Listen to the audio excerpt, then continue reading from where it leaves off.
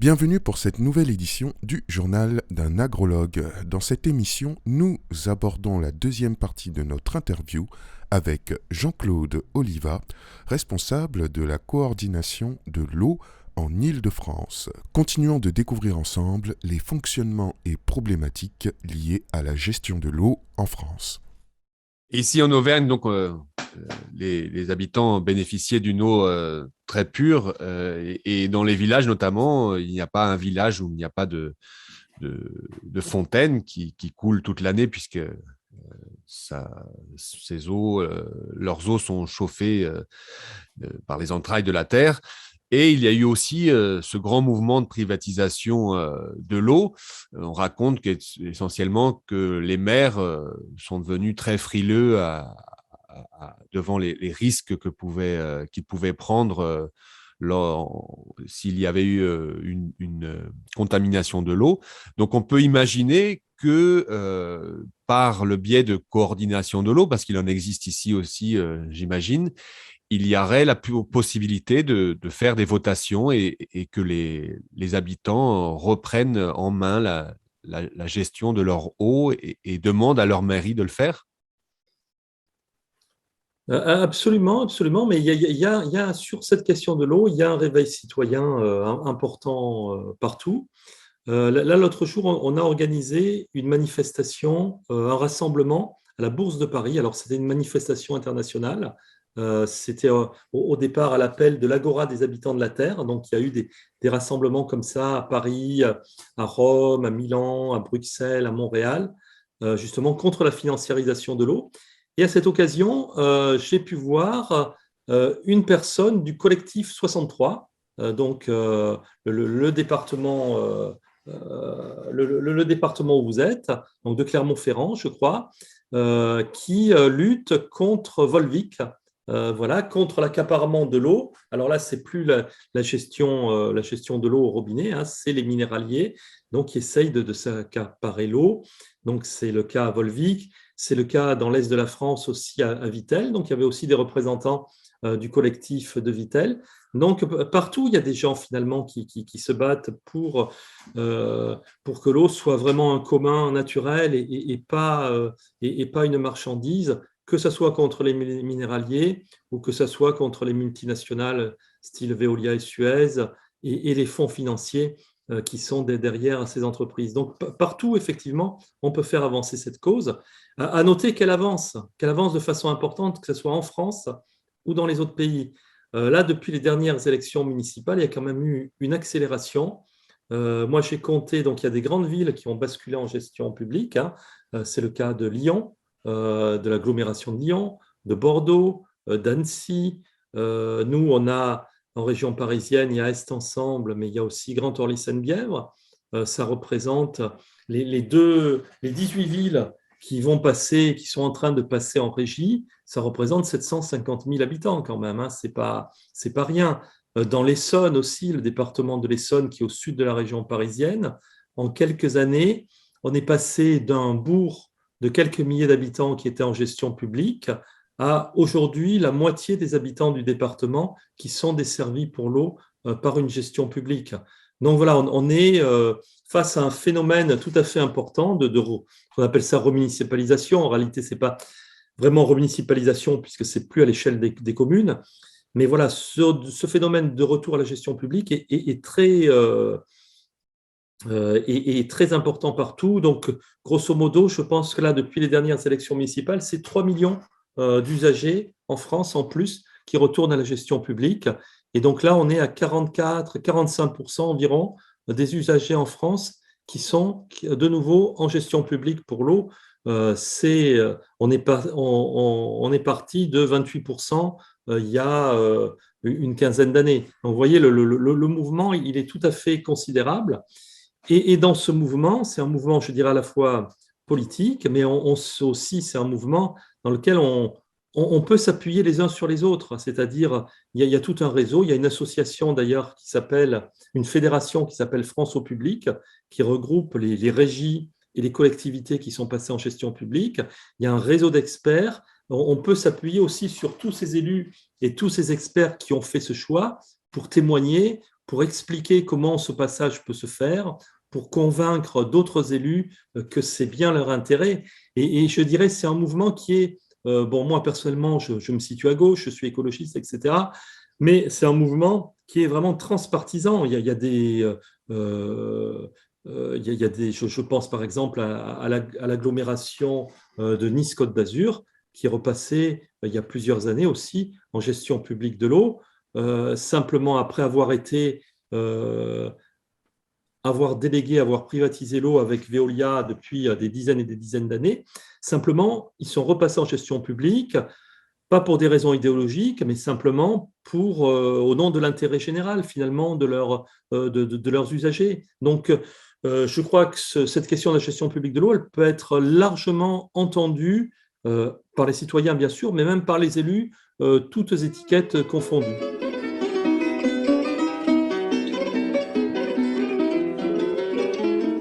Numa casa portuguesa fica bem, pão e vinho sobre a mesa. E se à porta humildemente bate alguém, senta-se à mesa com a gente. Fica bem esta franqueza, fica bem, que o povo nunca desmente.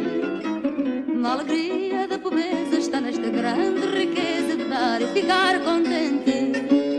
Quatro paredes caiadas, um cheirinho alegre, um cacho de uvas doiradas, duas rosas num jardim, um São José de azulejos, mais o sol da primavera, uma promessa de beijos, dois braços à minha espera.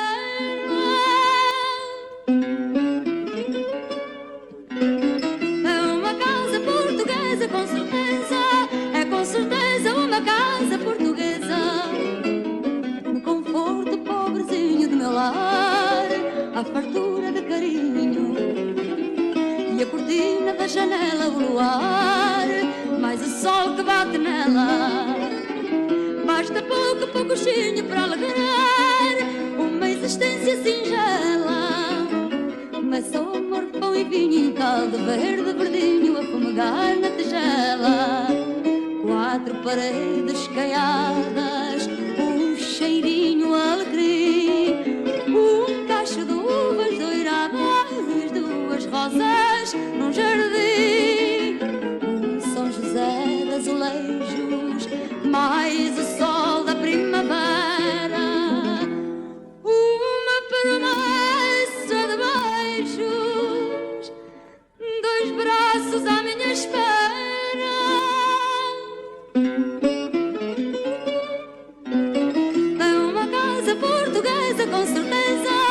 Com certeza uma casa portuguesa, é uma casa portuguesa, com certeza, é com certeza uma casa portuguesa. Vous venez d'écouter Una Casa Portuguesa de Amalia Rodriguez. Pour appuyer notre travail, n'hésitez pas à vous abonner à la chaîne YouTube du Journal d'un agrologue, liker et partager. Retrouvons Jean-Claude Oliva de la Coordination de l'eau. Là, on parle beaucoup d'alimentation en eau, mais si on revient sur l'idée de cycle, est-ce qu'il n'est pas important également de contrôler au niveau privé déjà de l'utilisation de certains détergents, de certains savons, et d'éviter que justement ces eaux soient souillées et que les eaux potables soient utilisées essentiellement pour leur utilisation de potabilité.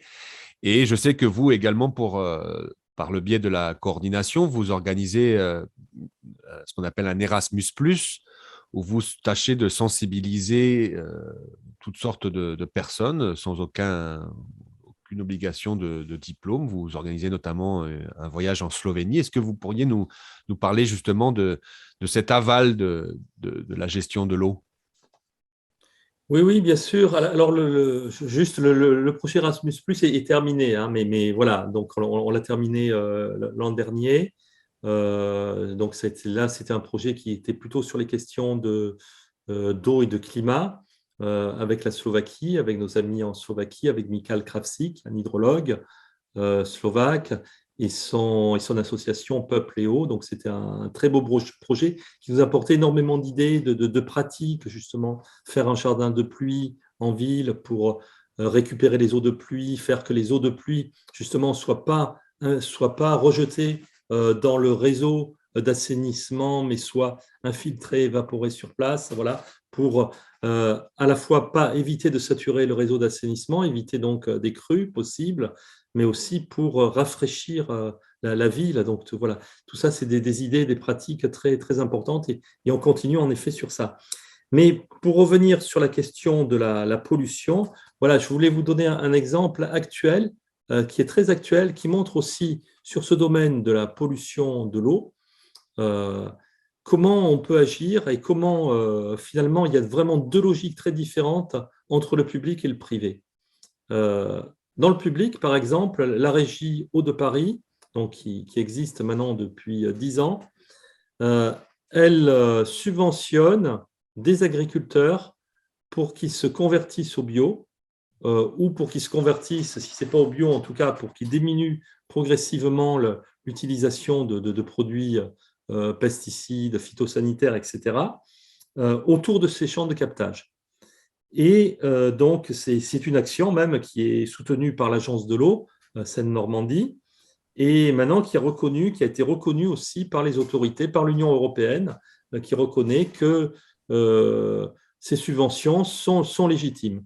Et donc voilà, c'est une action, on agit finalement sur la qualité des eaux brutes, de l'eau dans l'environnement, pour produire, puisque ça, c'est de l'eau qu'on va utiliser pour produire de l'eau potable pour les Parisiens. Donc voilà, ça c'est une façon de répondre à la pollution de l'eau en agissant en amont. Quelle est la réponse du privé? La réponse du privé, c'est celle qu'on a aujourd'hui avec le CEDIF. Donc le CEDIF propose de généraliser un dispositif qui s'appelle l'osmose inverse basse pression. Enfin voilà, c'est-à-dire il s'agit de produire de l'eau osmosée. Qu'est-ce que c'est l'eau osmosée? L'eau osmosée, c'est un petit peu comme la désalinisation de l'eau de mer. Vous voyez, la désalinisation de l'eau de mer, on prend de l'eau de mer, d'un côté on a de l'eau douce et de l'autre on rejette des saumures dans la mer, donc des saumures qui concentrent les sels et tout ce qui n'est pas de l'eau. Et ça se fait par le passage à travers une membrane ultra fine. L'osmose inverse basse pression, c'est exactement la même chose, sauf que d'un côté, on a une eau pure. En fait, il n'y a que de l'eau. Elle est tellement pure qu'elle n'est pas potable. Il n'y a plus de sels minéraux dans cette eau. Donc, il faudra rajouter des sels minéraux. Et de l'autre, on a un concentrat où on a à la fois les sels minéraux et les polluants. Et donc, ce procédé que personne ne demande, en fait, les usagers ne sont pas du tout de demandeurs de ça, il a plusieurs inconvénients.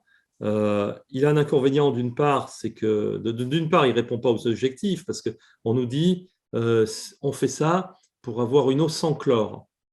En fait, il n'y a plus de chlore dans la production de l'eau potable, mais vu qu'en région parisienne, l'eau pour arriver jusqu'au robinet des usagers passe plus de 24 heures entre l'usine de production et le robinet des usagers, réglementairement, il faut rajouter du chlore pour le transport. Donc, pour les usagers, ça ne va rien changer.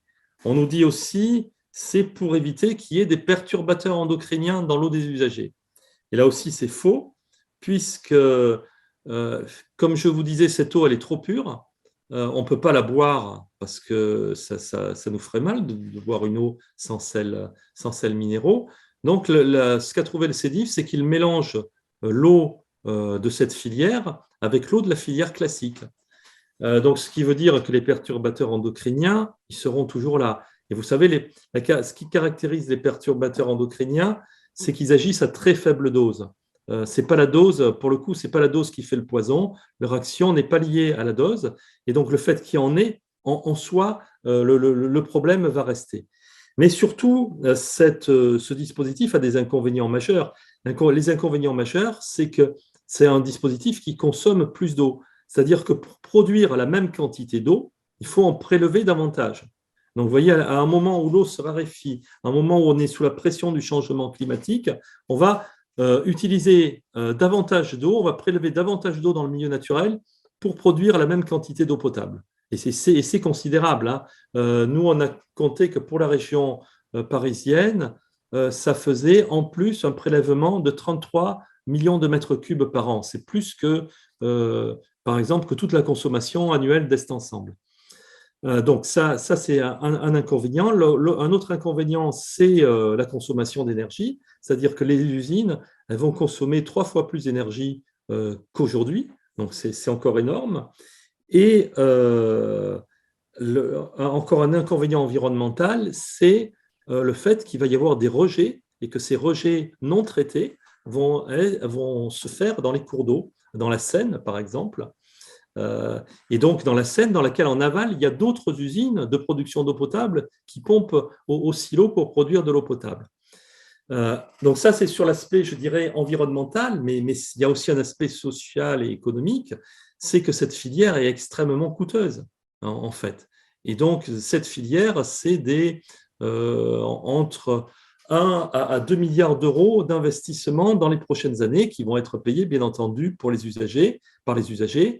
Et donc là, le CEDIF nous explique que ça va être une augmentation des tarifs entre 19 et 35 centimes d'euros par mètre cube. Alors, pour vous donner une idée, hein, là, je parle que de l'eau, que de la partie eau, hein, parce que dans votre facture d'eau, il y a l'eau, mais il y a aussi l'assainissement, mais il y a aussi des taxes.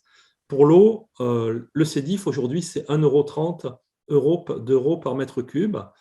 Donc, vous voyez, si à 1,30 € on rajoute 30 centimes, c'est une augmentation tout à fait importante, tout à fait considérable. Donc, au final, vous voyez, la solution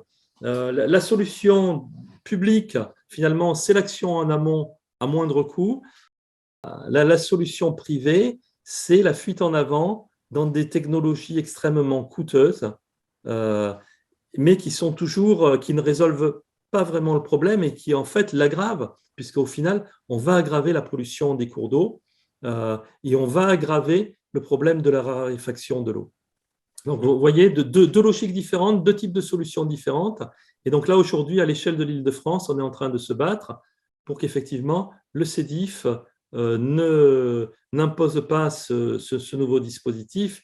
Et je voudrais dire aussi que ça vous concerne, ça concerne tout le monde en France et pas seulement l'Île-de-France. C'est-à-dire que le CEDIF, qui représente 4 millions d'usagers, grosso modo, en Île-de-France sur 12 millions, voudrait imposer cette technologie en Île-de-France, mais derrière, bien entendu, c'est Veolia, et ce n'est pas seulement en Île-de-France qu'ils veulent l'imposer, mais c'est dans toute la France. C'est-à-dire, si par malheur, ils arrivent à le faire en Île-de-France, eh bien, demain, à Clermont-Ferrand, à Marseille ou n'importe où, ils vont proposer la même chose, ils vont proposer cette technologie extrêmement coûteuse et extrêmement problématique pour l'environnement.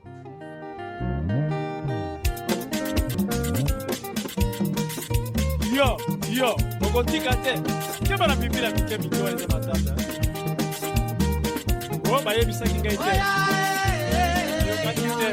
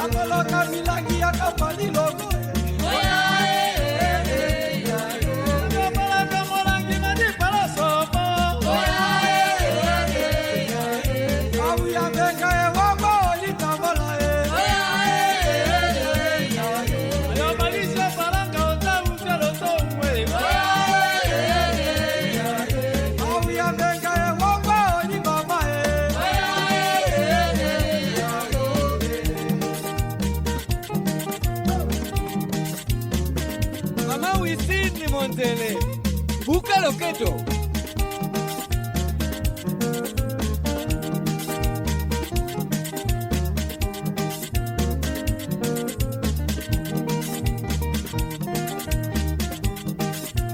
Mama Wisini Montele. Buka Roti. Buka.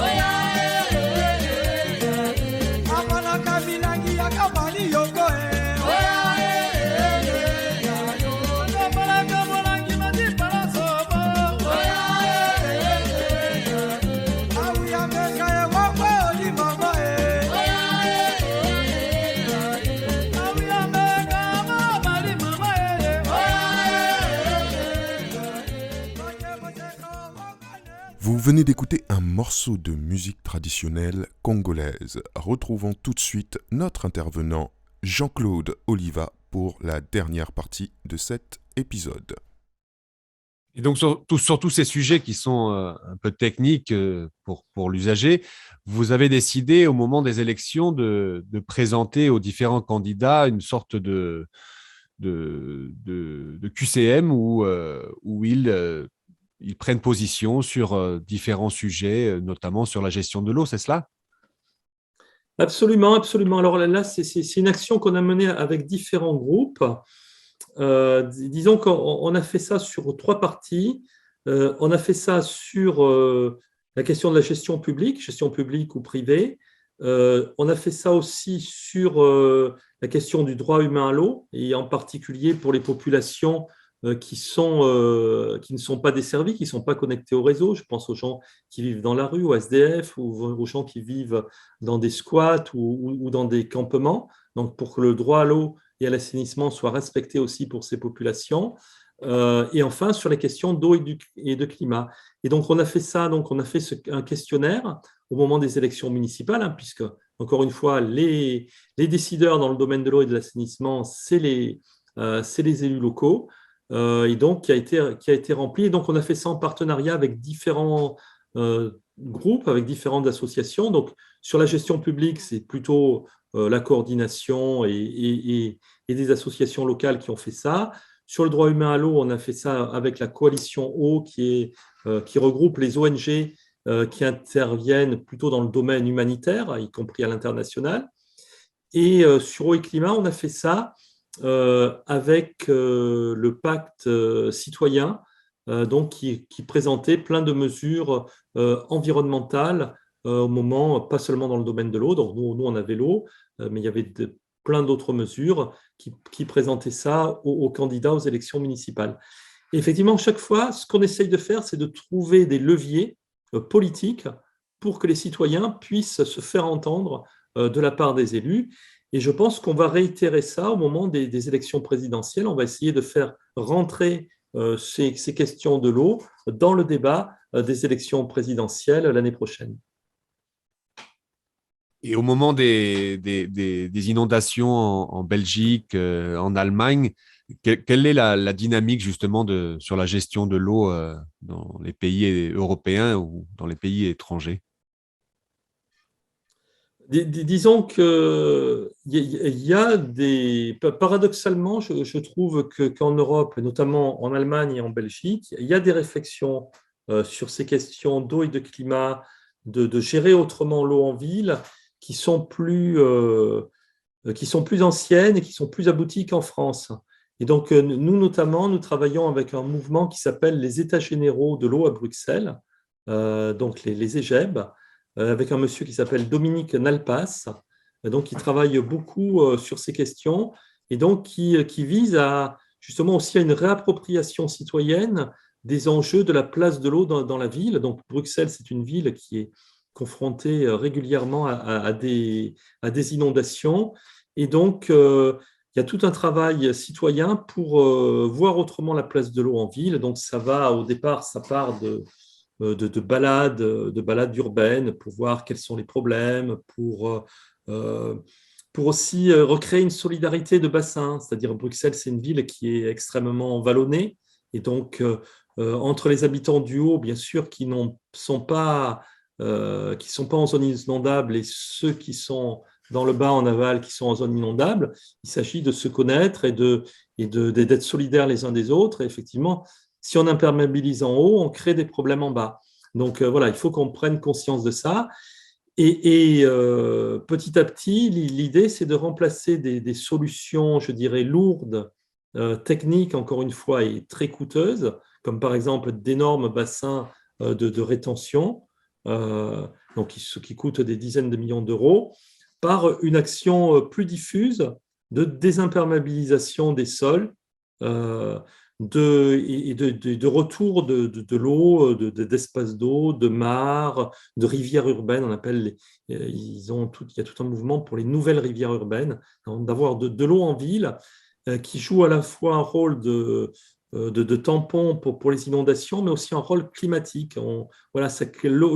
Avoir de l'eau dans la ville, ça climatise la ville. Et en Allemagne aussi, il y a un mouvement autour de ça. J'avais pu visiter il y a quelques années la Potsdamer Platz à Berlin, qui est une réalisation magnifique aussi, où en fait les eaux de pluie sont récupérées, où il y a des petites rivières qui ont été complètement artificielles, qui ont été créées, un bassin aussi complètement artificiel, et toute cette place finalement est climatisée. Il fait moins chaud l'été et moins froid l'hiver dans cette place grâce à ces techniques. Donc voilà, c'est des choses, c'est des idées et des pratiques qui avancent partout en Europe, et souvent d'ailleurs plus vite qu'en France. Donc, la connaissance de chaque citoyen de la gestion de son eau est pour vous essentielle et fait partie justement du b.a.-ba de son action. Absolument, absolument, oui. Nous, on met l'accent vraiment sur l'information et puis l'action, la prise de décision par les citoyens, et aussi des pratiques qui peuvent être faites directement par les citoyens.